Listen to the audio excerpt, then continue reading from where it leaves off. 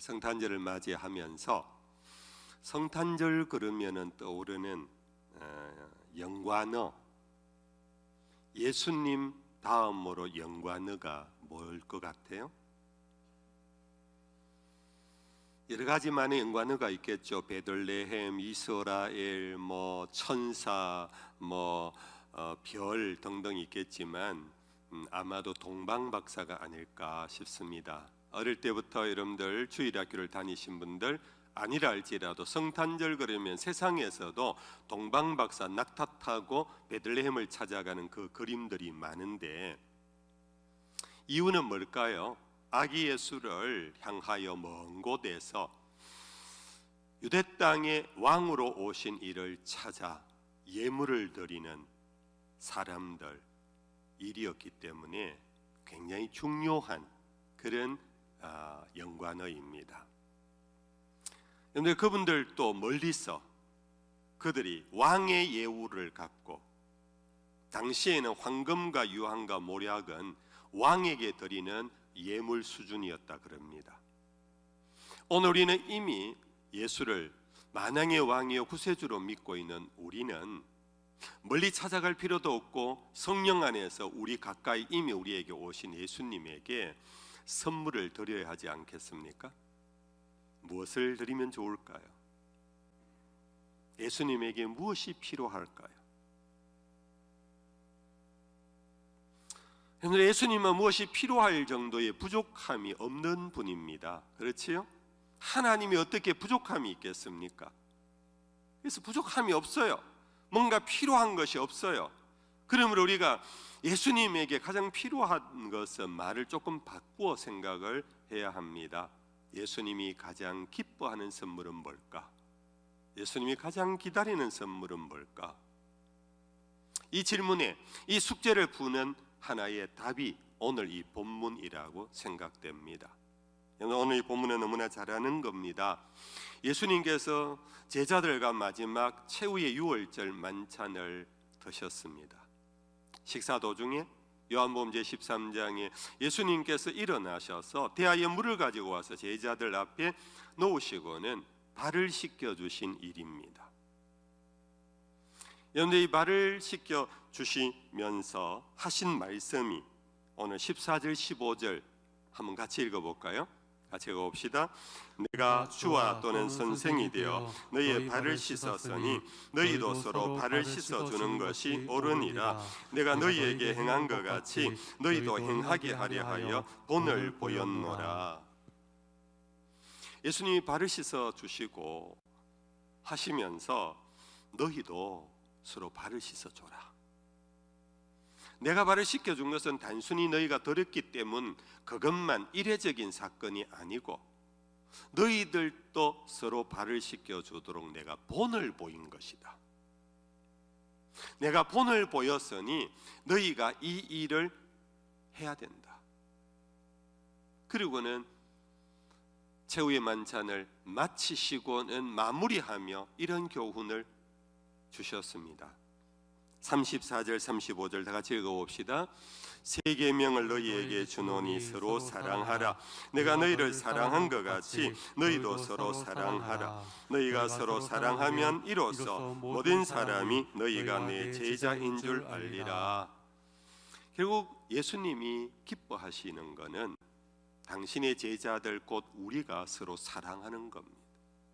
그것보다 더 기뻐하는 게 없습니다. 그 사랑한 것이 형이상학이 아니라, 그것이 하나의 상징적인 언어가 아니라, 그것이 단순한 추상명사가 아니라, 그것이 발을 씻겨주는 행위를 통하여 너희가 서로 사랑하라. 이번에 우리가 주님 앞에 드릴 수 있는 최고의 선물은 이것 아닐까 싶습니다. 여러분들 이번 성탄절 전야 이브에 예전 같으면 우리 한국 교회는요 성탄절 이브에 막 이 찬양 그걸 칸타타를 하고 막 그랬잖아요. 그리고는 밤을 새우면서 교제를 하고 새벽에 새벽송 돌로 다니고 이 한국 교회 크리스마스 하나의 문화였는데 요즘 그것이 없어졌어요. 대신에 집에서 여러분들 가족과 함께 이번에 오붓이 모여서 이 코로나 때 어디 뭐 바깥에 밥 먹으러 가고 이것보다는 집에서 식사를 하다가 예수님처럼 가족끼리 서로 세족을 한번 해보십시오. 주님이 원하시는 것, 주님이 기뻐하시는 것, 주님이 그렇게 하신 것은 너희도 서로 발을 씻겨주라고 한 것이라 합니다. 우리 제자훈련 참석하신 분은 다 아마 이 숙제를 하셨을 거예요. 숙제 중에 하나 그거 아닙니까? 남편의 발을 씻겨주고 아내의 발을 씻겨주고 자녀의 발을 씻겨주고 혹은 부모의 발을 씻겨주고 거기에 대한 감상문을 써서 내는 겁니다. 해보신 분은 정말 짜릿할 겁니다. 짜릿했을 겁니다. 그냥 성경에 있는 거지만, 그냥 그림과 같은 거지만 내가 막상 해보니까 그게 그냥 발 씻어주는 정도가 아니었을 것입니다. 여러분들 뭔가 깊은 느낌이 있었을 것이고 아마 감동이 있었을 것입니다. 여러분들, 우리가 예수님께서 발을 씻어주고 발을 씻겨주라고 하는 이 말씀 속에는 사랑의 법칙이 있어요. 선물의 법칙이 있어요. 우리가 보통 선물이라 그러면은 아래 사람이 윗 사람에게 드리는 거잖아요. 존경하는 선생님에게 혹은 사랑하는 사람에게 그렇게 여러분들 주는 것이 선물 아니겠습니까? 그런데 예수님께서 내가 선생이 되어 너희의 발을 씻기노니 너희도 서로 그렇게 하라고 하셨습니다. 여러분들, 바로 예수님의 하나님의 사랑의 법칙은 강자가 약자를 위하여 주는 것이 바로 성경의 사랑의 법칙이에요. 사랑의 가장 핵심 중에 하나가 용서인데, 피해자가 가해자를 향하여 마음에 네가 와서 내인데 용서 빌어라, 잘못했다고 해라, 네가 내 문 앞에 와서 1시간 이상 무릎 꿇고 있어라, 그러면 내가 용서하겠다. 이거는 용서도 아니고 사랑도 아닙니다. 성경의 사랑의 법칙은 먼저 용서를 선언하는 겁니다. 그리고는 받아들이는 겁니다. 그리고는 말로만 거치는 것이 아니라 그의 발을 씻겨주는 것, 이것이 바로 하나님의 사랑의 선물의 법칙입니다. 성도 여러분들, 쉽지 않은 겁니다. 그러나 사도 바울은 이렇게 로마서에서 이 사랑을 이렇게 요약했습니다. 로마서 5장 8절입니다. 같이 한번 읽어볼까요? 우리가 아직 죄인 되었을 때에 그리스도께서 우리를 위하여 죽으심으로 하나님께서 우리에 대한 자기의 사랑을 확증하셨느니라. 내가 죄인이라고 깨닫고 울면서 통곡하고 천부여 어지없어서 손들고 옵니다 해서 그때 하나님이 독생자를 보내신 것이 아니었어요. 여전히 우리는 죄 가운데 있으며 죽음의 두려움에 빠져 있을 뿐, 이 죄의 문제에 대하여서 어떻게 할 수 있는 아무런 능력도 없을 뿐 아니라 하나님 앞에 나와서 회개도 하기 전 먼저 하나님은 아담과 하와를 위하여 가죽옷을 지어 입히심으로부터 시작한 예수 그리스도의 사건까지 우리가 아직 죄인이었을 때에 우리를 위하여 죽으심으로 하나님께서 우리에 대한 자기의 사랑을 확증해 주신 것입니다. 용서를 구하기도 전에 용서를 이미 해버린 겁니다. 저 사람이 선물을 받을 가치가 있고 없고의 문제가 아니라 이미 선물을 준비하셔서 우리에게 가장 필요한 것을 준비하셔서 주신 사랑의 선물, 이것이 바로 예수님이시고 오늘 우리에게도 너희도 그렇게 하라고 말씀하고 있습니다. 여러분들, 그 이상의 2000년 전의 그 발, 주님이 그 발을 씻겨주셨다라는 겁니다.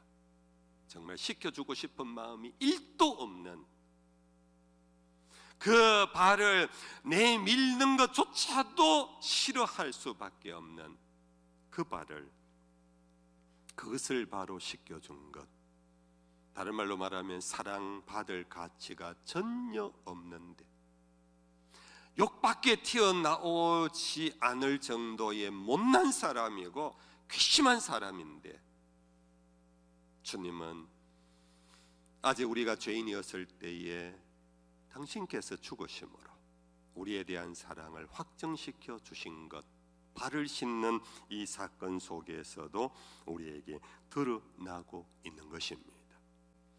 여기에서 또 한 가지 우리는 더 생각할 것은 당시에요, 이 더러운 발 문제만이 아닙니다. 이 더러운 발을 씻겨주는 사람은 누구냐? 노예였어요. 노예가 주인의 발을 씻겨줬어요. 종이 그랬다라는 거예요. 그러므로 예수님이 제자의 발을 씻겨줬다라는 것은 바로 종의 자리였고 노예의 마음을 품고 그렇게 제자들의 발을 씻겨준 것입니다. 베드로가 견디지를 못하고 그는 발을 빼버렸습니다. 선생님, 나는 그럴 수 없습니다. 여러분들 아는 내용이지요? 나는 발 못 씻깁니다. 어찌 감히 내가 선생님 앞에 이 더러운 발을, 냄새나는 발을, 내가 오히려 종이지 선생님이 나의 종처럼 그렇게 발을 씻겨줄 수 없습니다. 발을 빼버렸어요. 이때 예수님께서 하신 말씀 아시지요? 무슨 말씀을 하셨습니까? 내 발을 내밀어라. 내가 발을 씻지 않으면 나는 너와 상관이 없다.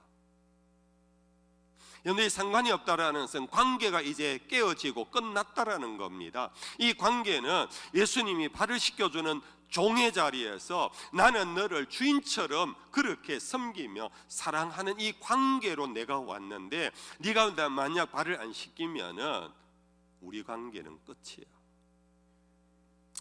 여러분들, 우리가 이미 아는 거지만 정말 이 한 사건에서 여러 가지들을 연상해서 묵상하면서 받는 교훈을 여러분들 스스로도 한번 생각을 해보십시오. 예수님은 이 세상에 어떤 지위와 어떤 존재로 왔는가? 우리의 발을 씻겨주러 온 종의 신분으로 오셨다는 것. 종의 신분. 여러분들, 우리는 물론 예수님 우리 죄 위하여 죽으신 우리의 구세주입니다. 부활 성천하셨기 때문에 하늘 위의 권세와 땅 위의 권세와 땅 아래 모든 권세를 갖고 계십니다. 하나님 아버지께서 복종하신 아들을 위하여 하늘 위의 이름과 땅 위의 이름과 땅 아래에 있는 모든 이름, 예수의 이름 앞에 무릎을 꿇게 하셨습니다. 그 이름은 근접할 수 없는 존귀한 이름이십니다. 존귀한 존재이십니다. 그래서 우리는 예수님 앞에 함부로 입을 열면 안 됩니다. 예수님을, 하나님을 경외해야 합니다. 두려워해야 합니다. 그러나 우리는 예수님을 그렇게 경외해야 하지만 예수님은 지금도 2000년 전이나 지금이나 변함없이 우리에게 오실 때 어떤 관계로 오시느냐 하면은, 인자가 온 것은 섬김을 받으려 함이 아니고 도리어 섬기려 하여 그 목숨을 많은 사람을 위하여 내어주기까지 왔노라. 예수님 지금도 우리를 섬기러 오십니다. 교회에 와가지고 우리의 예배를 받으시는 분이지만은 우리를 살피시면서 너 지난 한 주간 내 안다네, 너 그 목사는 몰라도 나 아는데 네 뻔뻔하게 고개 쳐들고 예배 드리는 거 부끄럽지 않냐, 그러면서 우리에게 공격하지 않습니다. 그 험한 발을 받아 당기면서 씻겨주려고 하는 것처럼 우리가 세상에서 여러분들 받은 상처들, 세상 살다가 지치고 수고하고 무거운 짐을 지고 기울어진 어깨들, 축 처진 어깨들, 일하다가 내가 원하는 선은 행치 못하고 원치 않는 악 속에 빠져 실패와 좌절 속에 있는 우리를 주님은 아시고 부르시면서 열어라, 괜찮아, 여기 앉아라, 발레 밀어라, 그러며 우리의 찢겨진 머리끝에서부터 발끝까지 상한 곳이 없는 우리의 상처난 인생을 주님이 만지시고 치료해 주려고 지금도 우리에게 오고 계십니다. 아멘. 아멘. 여러분들, 우리는 예배당에 와서 예수님을 만난다고 예배할 때 마음을 다하여 뜻을 다하여 성품을 다하여 목숨을 다하여 우리는 정말로 우리의 모든 것을 드릴 그 영광을 받으실 존재이지만, 그분은 그 순간 우리에게 어떻게 오시느냐 하면은 괜찮나 밟아, 네 구둑살 내놔봐라, 또 찢어졌거나 피가 나는거나 내놔봐라, 그러고는 발을 씻겨주시러 오신다라는 것, 이것이 예수님을 영접하는 우리의 믿음이 되기를 축복합니다. 예수님의 사랑은 잠시의 사랑이 아닙니다. 한번 해본 사랑이 아닙니다. 예측에 끝난 사랑이 아닙니다. 요한복음 13장 1절을 시작하면서 예수님께서 제자들을 사랑하시되 끝까지 사랑하시니라, 그들이 어떠한 상황에 있더라도 끝까지 사랑하시는 그 하나의 메타포, 은유적 사건으로 발을 씻겨주신 것, 머리 감겨준 정도가 아닙니다. 바로 이것이 우리가 성탄절을 맞이하면서 우리가 주님 앞에 드릴 우리의 선물, 우리의 마음의 선물, 우리의 믿음의 선물, 주님은 우리에게 원하시는 선물이 너희들 서로 사랑해라, 너희들 서로 발을 씻겨 주어라. 그래서 순종한 참 귀한 분들 많습니다. 이전 교회 이전에 2000년 역사 속에 정말 성자들이 많았습니다. 우리 범우교 안에도 제가 약 26년 동안 목회하면서 정말 이름도 없이 빚도 없이 아무 이름 없는 중에 겸손히 섬기신 분들을 저는 알고 기억하고, 그분들을 추억하면서 제가 목회하는데 그분들이 없었다면 나는 오늘의 범우교회 목회에 성공할 수가 없었을 거다. 그런 참 귀한 분들이 우리 교회에 들어 많으십니다. 성도 여러분들, 우리는 2020년도 이 성탄절을 바라보면서 예수님이 우리에게 행하신 이 사랑을 우리도 행합시다. 예수님 우리에게 베푸신 그 사랑을 우리도 베풉시다. 여러분들, 많은 선물을 나눌 필요가 없습니다. 발을 씻겨주면 됩니다. 여러분들, 형제자매 이웃의 마음에 그 멍든 상처를 어루만져 주시면 됩니다. 위로해 주시면 됩니다. 용서해 주시면 됩니다. 받아 주시면 됩니다. 그러면서 여러분들 서로 사랑하는 것, 이것이 바로 최고의 크리스마스 선물이 될 것입니다. 어느 한 가정에 아버님이 계셨습니다. 설날 여러 자녀들이 있었는데요, 그 형제들이 아버님 생신을 맞이해서 축하하러 찾아왔습니다. 여러 형제 중에는 잘난 형제도 있고 못난 형제도 있었습니다.